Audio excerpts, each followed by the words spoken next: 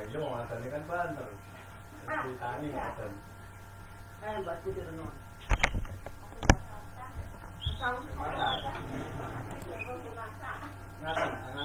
Assalamualaikum warahmatullahi wabarakatuh.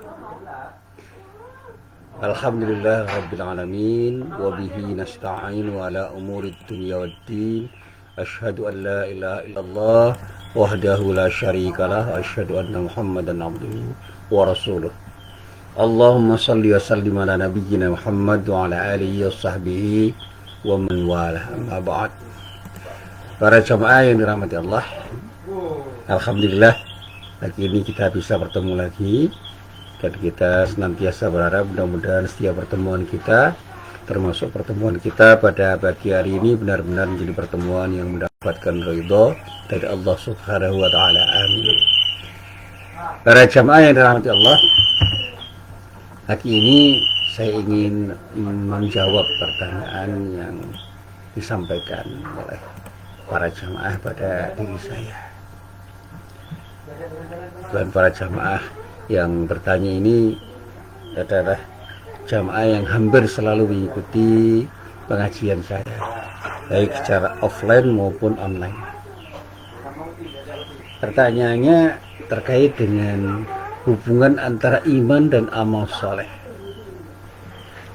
Nah, ini yang selalu saya sampaikan dalam beberapa pengajian, memang saya tegaskan, termasuk ketika saya menjelaskan tafsir surat An-Nisa ayat 124. Di dalam ayat Al-Quran surah An-Nisa ayat 124, Allah berfirman, A'udzu billahi minasyaitonir rajim, wa may ya'mal minas salihati min dzakarin aw untha wa huwa mu'minun fa ulaika yadkhulul jannata wa la yudlamuna naqira. Di dalam ayat ini ada kata-kata wa may ya'mal, siapapun orangnya yang beramal. Jadi siapapun orangnya yang senantiasa beramal, selalu beramal, yang dikatakan minas shalihat, berupa amalan-amalan yang disebut as-shalihat, amal-amal saleh.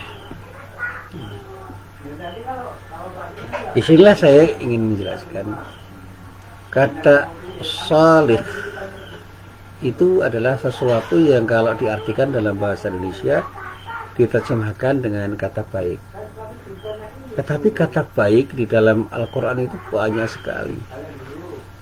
Dari al-bir, al-khair, ya, birrun, khairun, thayyibun, hasanun, sampai salihun, itu semua baik.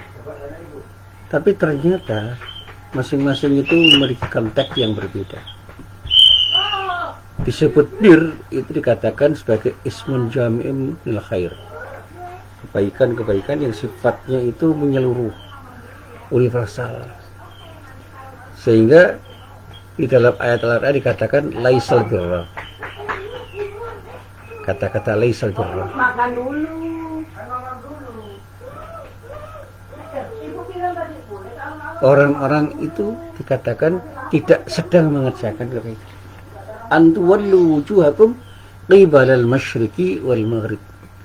Di ketika orang itu menghadapkan wajah ke timur dan barat. Artinya apa? Di dalam salat misalnya, kita bisa saja menghadap kiblat ke arah timur dan ke arah barat. Tapi esensi kebaikan itu bukan ketika orang menghadapkan wajah ke timur dan ke barat itu. Sehingga ditegaskan di dalam ayat itu, laisal birra an tuwallu wujuhakum qibalal masyriqi wal maghrib, walakinnal birra man. Ya, di sini kebaikan itu terletak pada orangnya. Siapa orangnya? Amanah, orang yang beriman.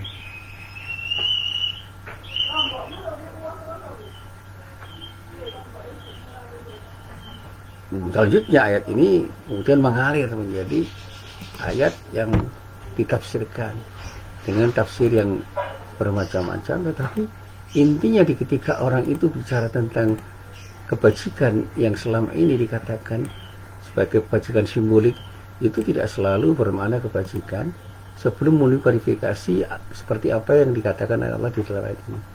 Sehingga kata-kata laisal birra an tuwallu wujuhakum qibalal masyriq wal maghribi walakinnal birra man amana billahi wal yawmil akhir wal malaikati wal kitabi wan nabiyyin wa atal mala hubbi dzil qurba wal yatama wal masakin wa ibnus sabil was-sa'ilina fir riqab wa aqamas salata wa ataz zakah wal mufuna bi'adimi ra'ahdu was-sabirina fil ba'sa'i wad dharra'i wa hinal ba's ulaika alladzina shadaqu wa ulaika humul muttaqun.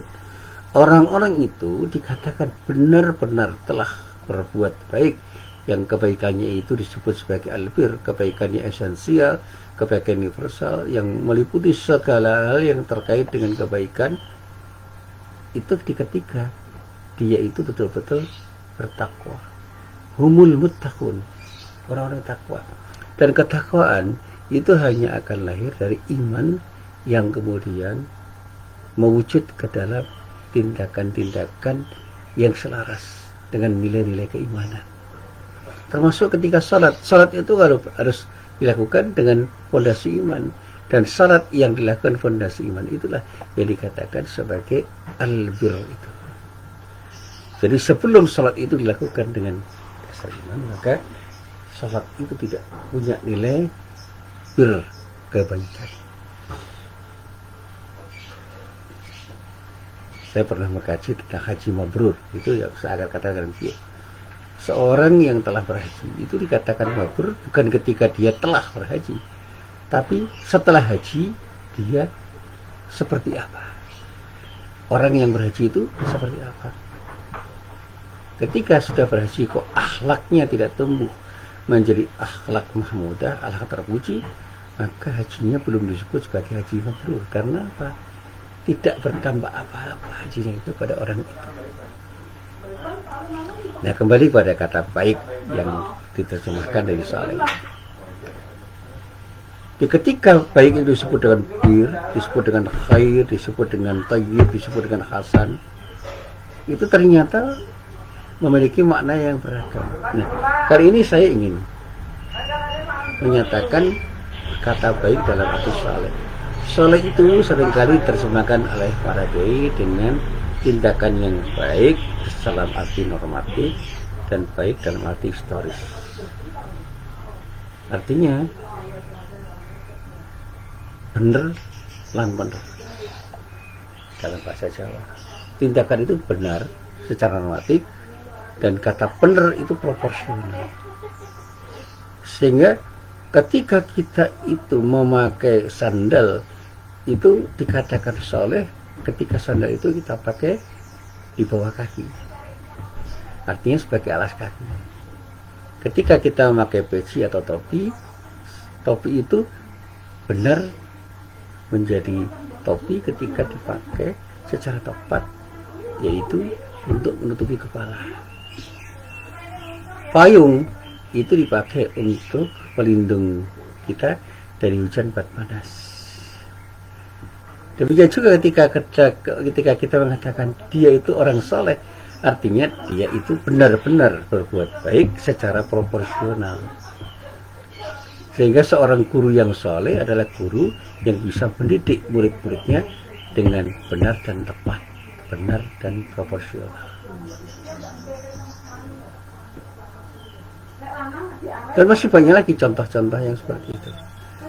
Nah, di dalam ayat yang terdapat di dalam surah An-Nisa itu ada kata-kata wa may ya'mal minas shalihat, siapapun orangnya yang mengerjakan amal-amal saleh, min dzakarin aw untha, baik laki-laki maupun wanita, wa huwa mu'min, sedang ia adalah orang yang beriman, artinya ada fondasi iman, dikatakan faulaika yadkhulunal jannata wa la yudlamuna naqir.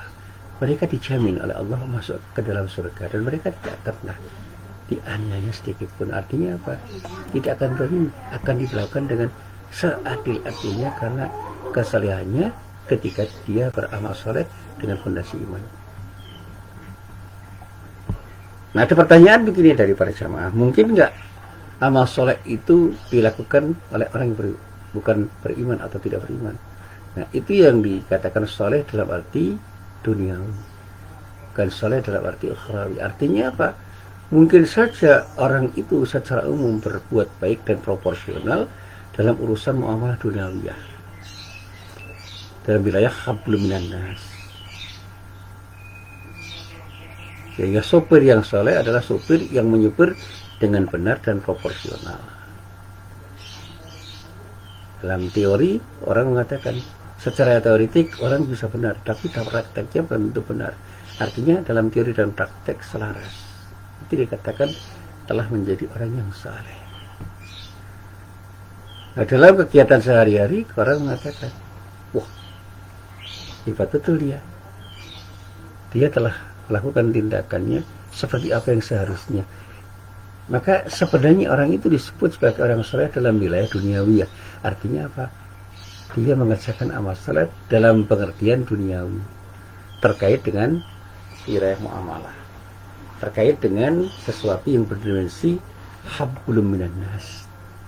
Tetapi setiap tindakan manusia itu kan ada juga wilayah yang disebut wilayah ibadah. Bagaimana orang membangun hubungan vertikal dengan Allah, hablum minallahnya bagaimana?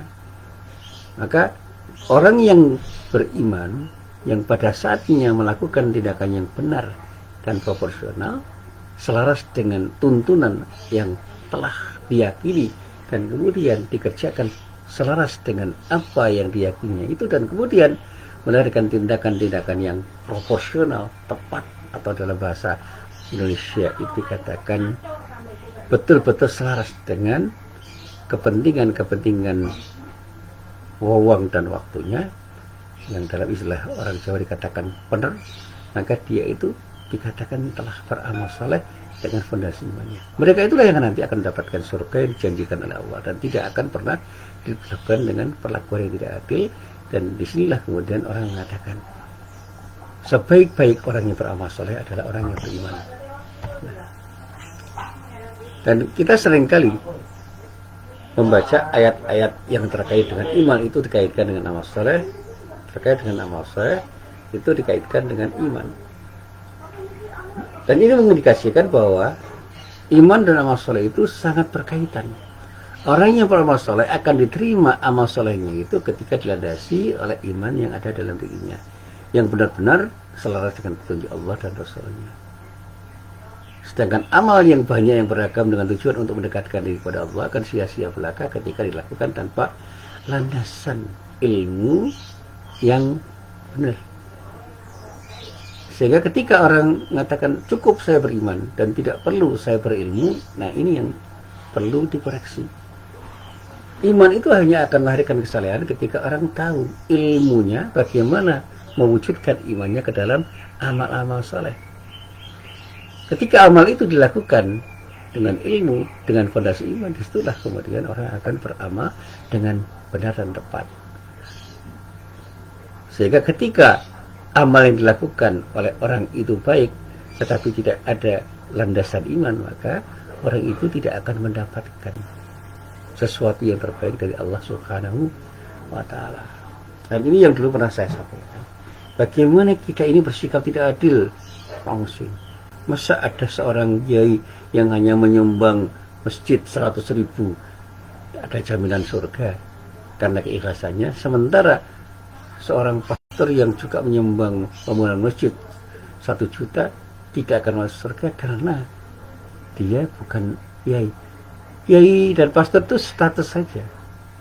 Tapi yang lebih esensial adalah seorang kiai dengan imannya, dia beramal soleh dengan bersedekah, dengan berinfak, dengan menyumbang masjid jumlahnya 100.000, sehingga keikhlasannya di dalam menyumbang karena dilandasi oleh iman yang ada di dalam dirinya, itu akan melahirkan amal soleh diterima oleh Allah Subhanahu wa Ta'ala, sehingga dia di dunia mendapatkan nilai kemanfaatan dan di akhirat mendapatkan nilai kemanfaatan. Sementara seorang pastor yang menyumbang 100 juta misalnya, bahkan 1 miliar, dia memang di dunia mendapatkan kemanfaatan dan akan mendapatkan apresiasi dari orang yang disumbang. Tapi di akhirat tidak akan mendapatkan sesuatu yang terbaik dari Allah. Karena apa? Karena tidak dilandasi dengan landasan iman. Minus iman.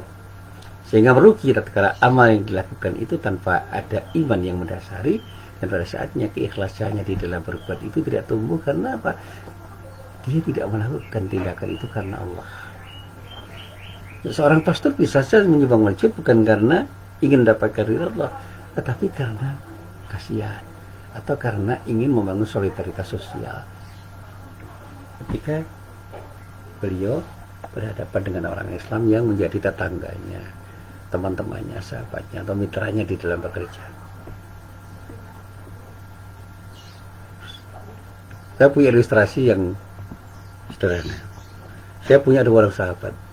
Yang satu seorang yang beragama Islam, KTP-nya itu tertera Islam, dan dia diakui sebagai orang Islam karena statusnya sebagai orang Islam.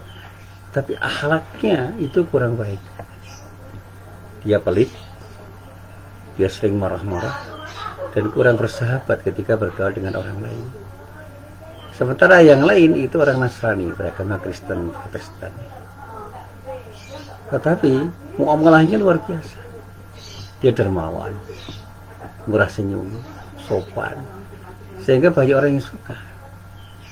Maka dia dikatakan orang soleh untuk urusan duniawinya, dalam urusan muamalahnya. Tetapi tindakannya itu baru akan bermakna sebagai amal soleh, akan mendapatkan balasan surga dari Allah ketika dilandasi oleh keimanannya kepada Allah. Sehingga rasanya berbuat sesuatu, ketika tersenyum, ketika bersikap sopan, ketika bersikap dermawan itu bukan karena Allah, tapi karena tuntutan nuraninya, karena tuntutan iman Kristianinya yang pada saatnya ini dikatakan sebagai sesuatu yang bermasalah dalam nilai akidah. Karena amal soleh yang dia amalkan itu tidak mengikuti petunjuk Allah dan Rasulnya, hanya karena mengikuti petunjuk yang diyakininya dari iman Kristianinya. Artinya masih ada minusnya, kurang beriman. Andai kata dia sweet akidahnya menjadi seorang mukmin yang benar-benar beriman kepada Allah dan Rasulnya, yang pada saatnya dia itu beramal sesuai petunjuk Al-Quran dan Sunnah, insya Allah dia akan mendapatkan dua kemanfaatan, di dunia wa fil akhirah, dunia akhirat dapat. Artinya amal-amal soleh itu adalah setiap amal yang baru akan punya nilai ukhrawi ketika amal itu selaras dengan amal yang disyariatkan oleh Allah dan Rasulnya, dan benar-benar diniatkan dalam rangka untuk mencari ridhonya, ridho Allah, dan betul-betul dilandasi oleh imannya, baik amalan-amalan yang wajib maupun amalan yang sunnah. Oleh karena itu, untuk bisa beramal soleh secara sempurna diperlukan iman dan ilmu. Tanpa iman tidak akan ada amal soleh yang benar-benar dianggap soleh oleh Allah secara sempurna. Tanpa ilmu orang akan tersesat. Bisa jadi kita akan lakukan amal yang salah, yang disebut amal thalib, bukan amal soleh, sebagaimana iman juga disyariatkan dengan ilmu yang benar ketika orang itu ingin beramal soleh dengan imannya. Nah, ini yang bisa kita lacak nanti dalam beberapa tafsir. Saya mencoba untuk membaca tafsir ayat yang terdapat di dalam surah An-Nisa ayat 104 itu dalam tafsir Ibnu Katsir pada juz 2 halaman 560. Di dalam tafsirnya Ibnu Katsir memang mengatakan seperti itu. Dia mengatakan bahwa amal soleh adalah amal yang mengikuti petunjuk Allah di dalam Al-Quran dan Sunnah Nabi. Artinya amal soleh itu ialah setiap amal yang disyariatkan oleh Allah dan Nabi Muhammad SAW, baik amalan itu amalan wajib maupun sunnah. Yang oleh karena itu, untuk bisa beramal soleh juga disyariatkan adanya ilmu. Tanpa ilmu yang benar, bisa jadi kita akan melakukan amal yang salah, yang disebut amal thalib, bukan amal soleh. Sebagaimana iman juga disyariatkan dengan ilmu yang benar, karena dengan ilmu dan iman yang utuh, insya Allah orang akan bisa beramal soleh dengan tepat. Demikian juga As-Sa'di mengatakan bahwa amal soleh ini mencakup seluruh perbuatan baik lahir batin yang berkaitan dengan hak Allah dan hak hambanya, yang wajib dan yang dianjurkan. Artinya apa? Ada hak Allah yang harus kita penuhi dan ada hak Allah yang kita penuhi pada saatnya di dalam ibadah muamalah itu selaras dengan apa yang digariskan oleh Allah dan Rasulnya. Kita harus beramal dengan amalan-amalan yang diwajibkan dan dianjurkan oleh Allah dan Rasulnya, dan jangan pernah beramal dengan amalan yang dilarang oleh Allah dan Rasulnya. Karena pada saatnya sesuatu yang diamalkan dengan tidak adanya dasar pengamalan yang diwajibkan dan dijadikan Allah dan Rasul akan sia-sia, dan bahkan pada saatnya mungkin bisa jadi menjadi sesuatu yang bermanfaat di dunia, tetapi tidak akan punya nilai kemanfaatan di akhirat karena tidak akan mendapatkan ridho dari Allah Subhanahu wa taala. Jadi ringkasnya, amal soleh itu bisa saja mengantarkan banyak hanya pada ridho manusia, tapi belum tentu pada ridho Allah. Amal soleh dapat mengantarkan hamba pada ridho Allah tatkala hamba itu betul-betul beramal karena Allah dengan aturan Allah dan dilandasi oleh imannya, yang dengan imannya itu dia menumbuhkan amal soleh itu dengan ilmu yang benar tanpa sikap syirik sekecil apapun.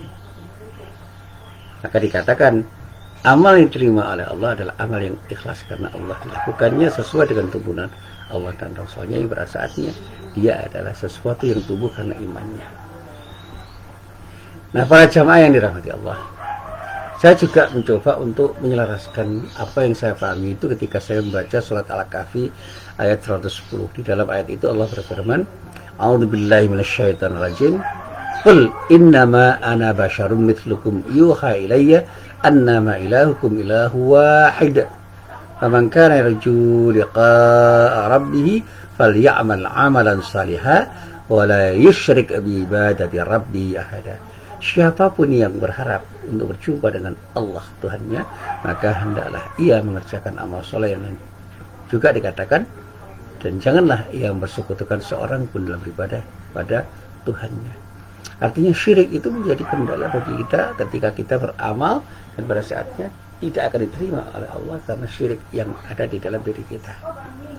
Syirik itu menduakan Allah dalam beramal, dan pada saat ketika itu kita beramal, jangan pernah kita orientasikan amal kita itu hanya untuk mendapatkan pujian dari manusia, tetapi kita orientasikan untuk mendapatkan pujian dari Allah, dan pada saatnya ridha Allah itu yang terpenting di antara yang penting.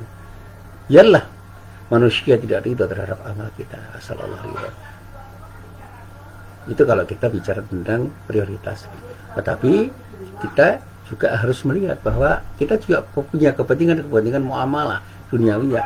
Maka apapun yang kita kerjakan, mari kita kerjakan secara sempurna. Bagaimana amal yang kita kerjakan itu mendapatkan ridho dari Allah dan ridho orang yang berhadapan berinteraksi dengan kita, dan pada saatnya kita akan mendapatkan kemanfaatan ukhrawi dan duniawi sekaligus. Nah, para jamaah yang dirahmati Allah, sebagai seorang muslim, kita harus punya kesadaran untuk selalu memperkokoh penting akidah kita agar tauhid kita itu terbangun dengan baik, dan betul-betul kita akan selalu bertindak selaras dengan syariat Islam. Itu komitmen kita sebagai muslim. Belajarlah untuk beramal dengan ilmu, dan jadilah orang yang beramal dengan landasan iman. Mari kita belajar untuk bisa beramal dengan ikhlas karena Allah, untuk mengharapkan ridhonya dan berusaha untuk merealisasikan tindakan kita agar kita tidak beramal karena dorongan hawa nafsu. Dan kita tidak perlu berkecil hati jika amal-amal baik kita, perbuatan baik kita secara kuantitatif masih sedikit, masih kecil, tetapi secara kualitatif bernilai di hadapan Allah. Dan insya Allah kita harus betul-betul yakin, insya Allah dengan upaya optimal kita, selama apapun yang kita lakukan itu sesuai dengan syariat Allah dan benar-benar kita lakukan dengan ikhlas karena Allah, kita akan bisa mendapatkan yang terbaik dari Allah Subhanahu wa taala. Ada taburan barokah dalam bahasa saya. Bagaimana kita punya ziyadatul khair, tambahan kebaikan dari amal kita, sehingga amal-amal kita itu betul-betul punya nilai tambah fid dunya wal akhirah. Kita tidak tahu dari sekian amal-amal yang kita lakukan itu apakah benar-benar mendapatkan ridha dari Allah Subhanahu wa taala atau tidak. Yang mana dari sekian amal-amal yang kita lakukan itu yang diterima oleh Allah. Kita hanya berharap Allah ridho terhadap amalan yang kita lakukan, dan kita berharap mudah-mudahan kita selalu dimudahkan untuk beramal selaras dengan apa yang telah digariskan oleh Allah dan Rasulnya, dan pada saatnya seluruh amal yang kita lakukan itu punya dampak positif untuk urusan duniawi dan ukhrawi sekaligus. Dan sebagai seorang yang beriman, kita harus selalu memohon petunjuk dari Allah agar apa yang kita lakukan itu benar-benar selaras dengan apa yang digariskan oleh Allah dan Rasul-Nya. Dan pada saatnya apapun yang dikatakan oleh seorang yang beriman itu harus menuju pada sesuatu yang pada saatnya akan mendapatkan ridho dari Allah. Nah, para jamaah yang dirahmati Allah, saya juga sering membaca tulisan dari Ibnu Qayyim al-Jauziyah, salah satu bukunya itu berjudul Ighathatul Lahafan. Pada kitab itu, ya, pada juz 1 halaman 13, Ibnu Qayyim al-Jauziyah mengatakan begini. Sebagian ulama-ulama salaf mengatakan tidak ada satupun perbuatan sekecil apapun kecuali pelakunya akan ditanya oleh Allah dengan pertanyaan, mengapa engkau melakukannya dan bagaimana engkau melakukannya. Itu artinya apa? Apa yang mendorong Anda untuk melakukan? Dan tujuannya apa ketika Anda melakukan tindakan itu?